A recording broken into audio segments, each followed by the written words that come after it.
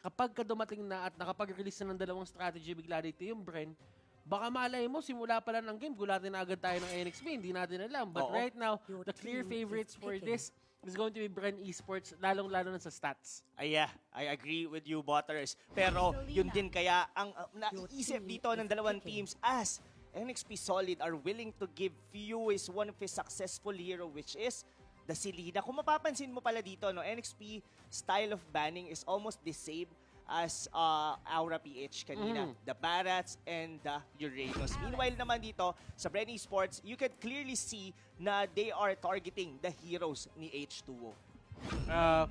They know that H2O dito is going to be the X factor talaga kasi for the side of NXP Solid. So, might as well give the other players yung mga hero nila na may mga X factor sila. Then, ang gawin mo is talagang ipitin mo si H2O in a play na parang hindi siya makakagalaw ng komportable. Tingnan mo yung ginawa nila dito. Kinuha agad nila yung Lancelot para kahit anong kunin ng NXP Solid dito, wala nang mas bibilis doon. Kasi nakuha na din naban na din ng Bren Esports dito yung Roger and yung Harris na nilalaro usually dito ni H2. Yeah. That's a good point, honestly, Butters, Pero speaking of the draft, medyo complex pa dito for the side of Bren. They have here one of the strongest side lane. And of course, Lancelot ni Carl TC, we all know what he is capable pagka hawak niya ang hero na yan. And again, yung kay Few, meanwhile naman, nandito pa rin naman yung signature hero. Yes, it's the win rate, 37.5% na nakikita nyo sa inyong harapan. Pero whenever H2O is using the Ling, regardless they win or lose that match, laging siya ang X-Factor just like Butter said. Now, for the side lane dito, would you think the Cho gonna be a side lane, a Renegade hero, or is it gonna be a tank? Para sa akin, automatic kasi ang NXP Solid kapag kumuha sila ng Cho, it's going to be a Renegade hero. I see. Hindi sila yung team na gumagamit ng Yawi tank Cho. Hindi nila galaw yon. It could be the adjustment na ginawa nila, who knows, pero as the stats say, si Cho ay madalas ginagamit ni Renegade. Yes. And we also know that Yawi, katulad nga, well, in-expect din siguro yung ni Bren or ng Bren, yung sinabi mo, Butters. Kasi kung makikita mo, they still ban the Kufra kasi alam nga nila na hindi pa rin yan ang hero ni Yawi. And one of the successful heroes, of course, ni Yawi, it's Kufra. And are they gonna be kasi kung iisipin mo, no, si Yawi is like somehow like a Chakno. In terms of the hero pool and even on how he actually plays. May napapansin ako dito sa side ng NXP Solid, halos lahat ng mga skills dito, yung mga ultimates ng mga course nila, pabilog. So sino yung nag-benefit sa mga ganyan? Atlas. They could go for an Atlas right now for NXP Solid and I wouldn't be surprised kasi isa yun sa mga hero ni Yawi din. Totoo yan. And they will go for an Akai, wow. Well, pabilog din yan. Pabilog din yan, actually. Bilog na siya, level 1 pa lang si Akai. But, umiikot siya, so it still makes sense. And this is actually a welcome adjustment na ginawa na NXT Solid. Tatandaan natin na for the longest time, ang sinasabi ng panel natin, na ang nag-aakay lang daw sa MPL, dito at nag-utilize talaga ng tama is Blacklist International. But right now, NXP Solid, gumawa na rin sila ng ways nila para ma-incorporate yung Akai dun sa playstyle na gagawin nila. Actually, ang ganda nung adjustment na pinapakita rito ng NXP Solid. This is not the usual, the first three heroes were the usual, pero yung Akai as a tank for Yawi, this is gonna be the first. And like what said, Blacklist lang yung nag-utilize nito. And this is one of their signature heroes. Even coming sa qualifiers is their Carmilla. Okay, so it's going to be a Chester, Akai, Yawi, Carmilla. And things are looking very basic and traditional for these two teams. Hindi sila lumalabas sa comfort zone nila.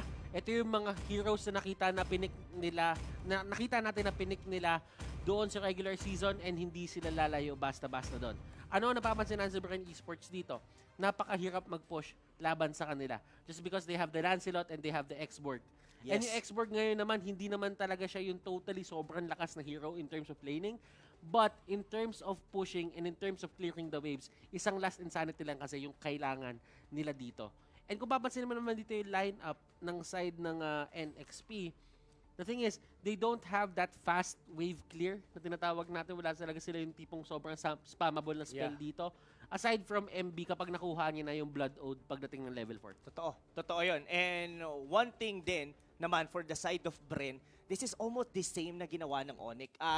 Definitely that Selena and that Johead, for sure, guguluhin dito si H2O sa kanyang buff. And in terms of wave clear dito, I'm actually going to think that siguro nakuha ng Bren Esports yung tamang timpla niya, while for si NXP, I think medyo kailangan niya mag-adjust accordingly sa binibigay na pressure ni Bren Esports. Yes. Tingnan natin kung paano magpa-pan out tong game na to. Yun ang tanong, kung paano nga talaga dito magpa-pan out. Ito na, mga kaibigan, bakbakan na Bren Esports versus NXP Solid game number 1. And as you can see, H2O dito, medyo talaga nag-iingat lang siya. Ito yung sinasabi natin Kumbaga, yung Thorn Rose kasi triangle siya, so madaming matatamaan and you can divide the damage. Pero tingnan mo yung ginagawa ni Lasty dito. Wow! Ine-ejector lang niya yung cannon. Because he knows na kapag ginawa niya yun, madedelay pa ng onti si H2. At pag na-delay si H2, pwede pa sila mag-invade. Yes, good point yon. Actually, yun din yung naisip ko nung, sabi ko, in-ejector niya yung siege minion. Tapos nung nilipat yung camera doon sa may purple buff, makukuha na nila. If napatay kagad yun ni H2O, he could just flinch papunta doon and probably retry.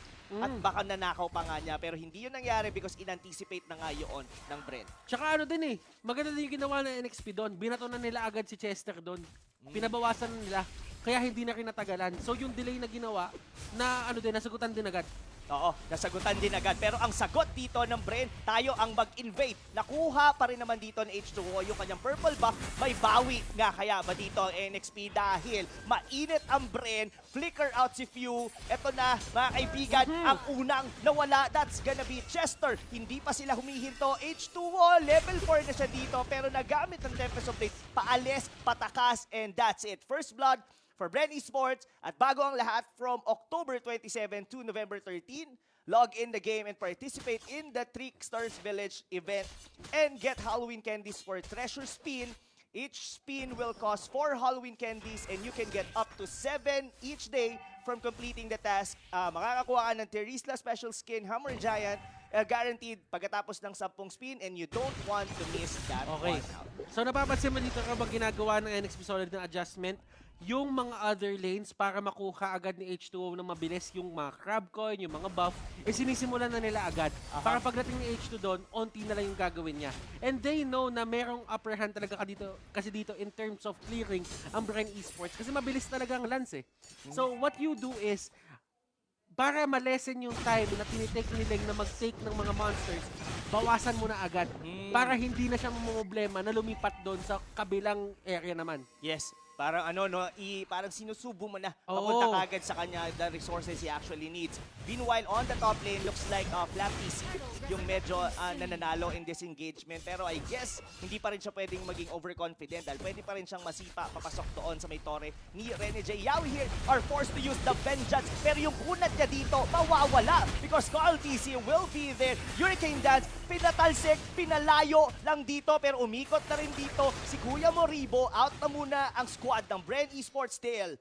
Nawala na naman ng isang miyembro ang NXP Solid. Malinis yung mga plays na nagagawa dito ng Bren Esports. Napipili na yung laban nila and nahuhuli nila yung NXP Solid sa mga area na hindi sila dapat nandun. Nakita mo yung Carmilla, masyadong malalim yon, and ang ginawa agad ng Bren Esports, parusahan natin. NXP Solid, they should stay away from those kinds of positioning kasi talagang hindi magdadalawang isip ang Bren Esports na bigyan ng punishment yung mga ganong kaliliit na bagay. Totoo yun. And look at the traps din na piniplace dito ni Few. He actually knows how NXP Solid is doing on the bottom lane.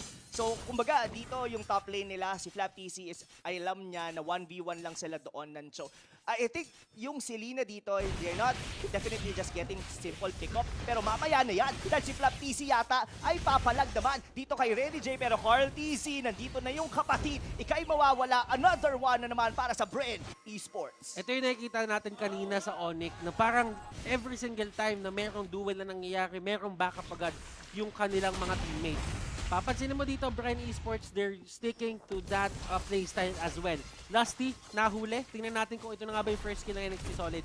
Pero he tries to go for H2O. Totoo, dahil binato niya papaloob. So na-force ngayon yung Tempest of Blade. Pero sabi ni Captain Chester, ididikit muna kita sa pader. Pero sir, makunat ka ba, Yawi? Vengeance, ginamit na naman. Pero si Carl TC, galit pa rin naman. Eto, pasok sila dito. Yung Torre baka mawala. Dun si Chester sa may bandang likod. Oh my God, patay ka ngayon!